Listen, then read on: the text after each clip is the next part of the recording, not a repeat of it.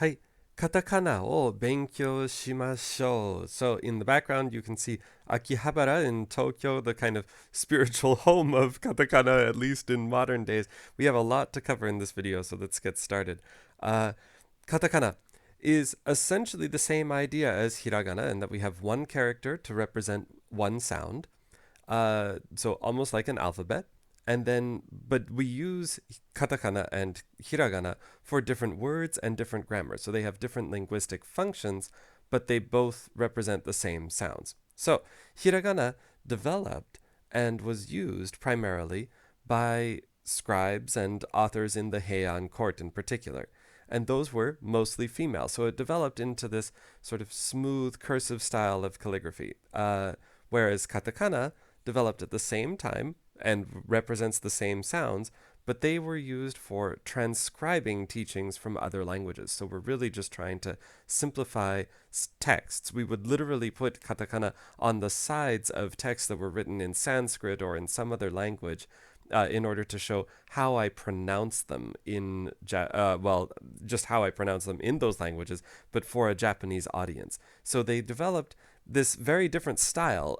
We have mostly male monks who are doing this, and it became very linear, straight edges. Now that means that katakana tends to be easier to write than hiragana, but it means we need to be much more careful about even small details because just changing the character a tiny little bit will change what sound it is. So let's take a look at this in more detail. Now, kata, actually, instead of hira means smooth, kata means a part or some just section of this. So you can see in most cases, again, we took this from kanji, but we took only part of the character and decided that that would be used to represent this sound that this kanji typically makes. So let's take a look at one example. We have this kanji, which means a random guy or some random person. In hiragana, this was sort of smoothed out and developed into this character. Whereas in katakana, we just took the right hand side and stylized that, and that is katakana nu. So from the same base character, we developed both hiragana nu and this other way of writing the sound nu. All right. Now, what is katakana used for today? Well, mainly four things. We have onomatopoeia, which is sound words, which are everywhere in Japanese. So you will see this in a ton of different media. I'm not sure, these characters are clapping, and the sound of clapping is pachi, pachi, pachi, pachi, pachi, pachi. And so we have that here. We have Goku who is like, ora, like, ah, and then waku waku shite kita like, I've like, so waku waku is the sound of excitement, the sound of being excited, or being really into it. Yeah, like now you've got me riled up, kind of thing.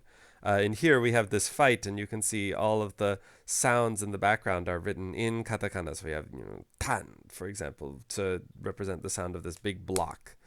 Uh, so that's onomatopoeia. We also have loan words and non-Japanese names. So those are basically the same. So basically, foreign words in general are written with katakana because they're also just like sounds, right? They don't have any meaning in Japanese.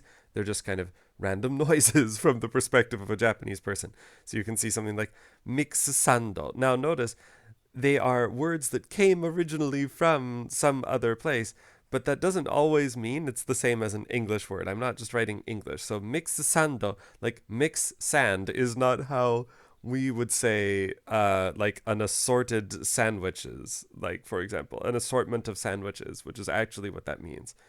So Japanese people use English or parts of English in their own sort of unique way, but they would write it in katakana if it originally came from English. The last one is even a Japanese word. So even if we wanted to just say gendai, which means modern, if we wanted to be like it's super modern, then we can write that in katakana as well. So that's how katakana is used today. Let's take a look at our first one. A です。あです。じゃあ、一緒に書きましょう。書いてください。はい。1、2、1、2. So what we have here is the first stroke going all the way across from the left edge to the right edge. The middle one starting in the middle and kind of curves out to the left. But it never quite gets out further than this, right? We still have this little space. Space あります。ここにも space があります, right? There's a little space in here too. So we do not write something like this, for example. これはダメです。すみません。ダメです。いいですか？ダメ。So do not write this. We have this little space here. 1、2。はい。あです。では次、い。1、2、1、ごめんなさい。はい。1、2。It's very difficult to get this pen to cooperate with me, but yeah, that's the general idea. So halfway through this stroke is where we come in. はい。次。U is a little bit tricky. So we write our first little middle line, then the left edge, and that's parallel. Then I come all the way across and curve back in. That is U. That is U. And this one, the curve is very, very slight. It almost looks like a sharp angle. And that's okay too, as long as there's just a very slight one. So, もう一度書きます。1、2、3. Now, if you look at the kanji that this comes from up here, this is pronounced U, and you can see that we've only taken the roof of this kanji, and that's what we've made into U. Now, actually, in general, this roof element will come up quite a lot in Japanese. It happens in a lot of characters. And the name for that, in Japanese, we call this U kamuri, the U crown.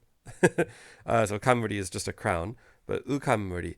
So U is how we will describe this thing. Although when we write it on its own, obviously, this bottom line goes much further down. はい。では、A です。1、2、3、もう、はい、もう一度書きます。すみません。1、1、2、3。いいですか？はい。これが長いです。And so we have our bottom line a little bit longer than the top. はい。A. で、次、O. 1. And then from the right side, so the right side is a little bit longer than the left. Or sorry, this is closer to the right. The vertical line is closer to the right than it is to the left. And down, hook. そして、これです。From this connection point here. いいですか？もう一度書きます。1、2、3. About to the left edge. So that they sort of line up. はい。それがおです。次、か。Ka is very similar to hiragana ka, except again, instead of representing the box on the right-hand side, we've just eliminated. We've only taken the left-hand side, and that's how we write ka in katakana. 1, 2, slightly out to the left. いいですか？ですから、これはダメです。ダメです。It is not a straight line. It's not vertical. 1, 2. はい。か。次、き。Ki, also again, taking only part of the character that we would write for hiragana. 1, 2, 3。あ、はい。もう一度書きます。1、2、3. いいですか? And this is on an angle, so about, what would it be? About 15 degrees or so off. So not like extreme. It's not like off like this or something. That is ridiculous. And it's not vertical either. はい。それがきです。次、く。く。1、2、1。ごめんなさい。1、2。So, it'll end up at about the same place. These two curves are parallel to each other. And that will make a very big difference. So this first line I cannot write like I wrote with u. With u, it was vertical. And like this is actually a different character. This is wa here. And if I have the line, then it would be u.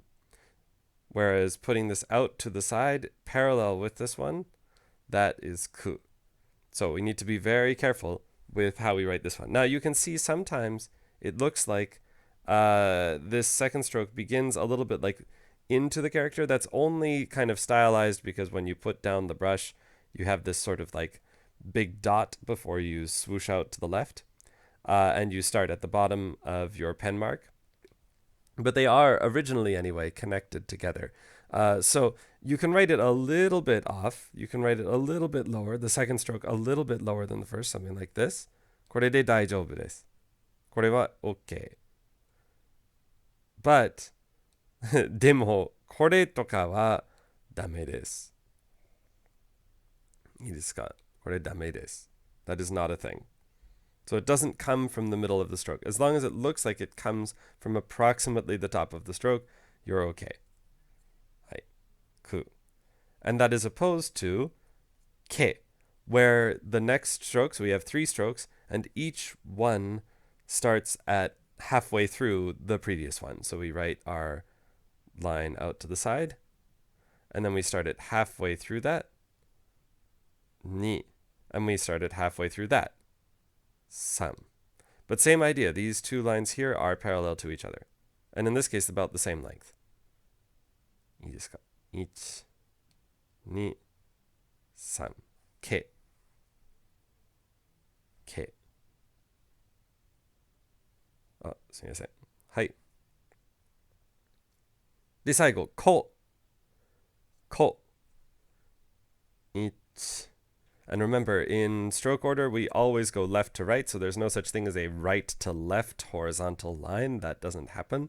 So we need to start again at the left side to finish this character. These should ideally line up pretty well, unlike what I just wrote. So you can see right here, right, these line up like this. いいですか? はい。1、2と書きます。こ。はい。では皆さん、どれがいいですか? You saw this on the hiragana quiz, but it's important for us not to just have some sort of vague idea of what the character almost sort of looks like, but to be able to say, okay, this part of the character is right, and these ones would not be okay. So I'll pause the video here, and then I'll reveal the answers.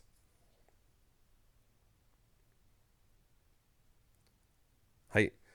So first, the first one is good.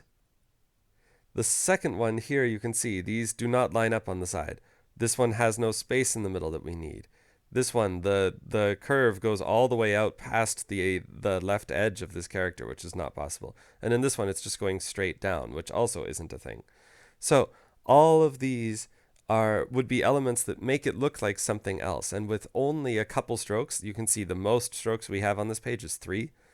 So it's really easy to mess these characters up if we aren't very, very specific in what we want.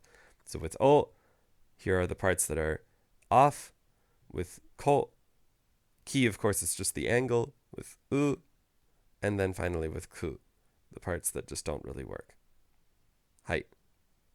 So last, we can use dakuten, ten, essentially identically, katsu in hiragana. We'll learn one exception later on, but for the most part, they mean all the same things that they did in hiragana. So if I can apply ten to hiragana ka and get ga, then I apply ten to katakana ka and get ga. That's how I make sounds voiced. So ka to ga, gi, gu, ge, and go. And we can do this for the entire language. So everything that you learned with Dakuten, we can apply to katakana equally as with hiragana. We also get one extra thing later that we'll see at the very end. All right, so let's take a look at an example here. We have this, well, I should make you read it. Giga. Giga is what this is saying here. So giga as in like gigabyte or whatever, but giga just means really, really huge in Japanese. And then this is big katsu. Big katsu is, okay, so it's a kind of like the equivalent, a Japanese equivalent of a Slim Jim. And it says giga size here in katakana because this is the like giga sized version of big katsu. So I hope that katakana, you can use katakana to, for a lot of fun and a great amount of expression in your language. In the next one, we'll take a look at sa shisuze so tachi to deito.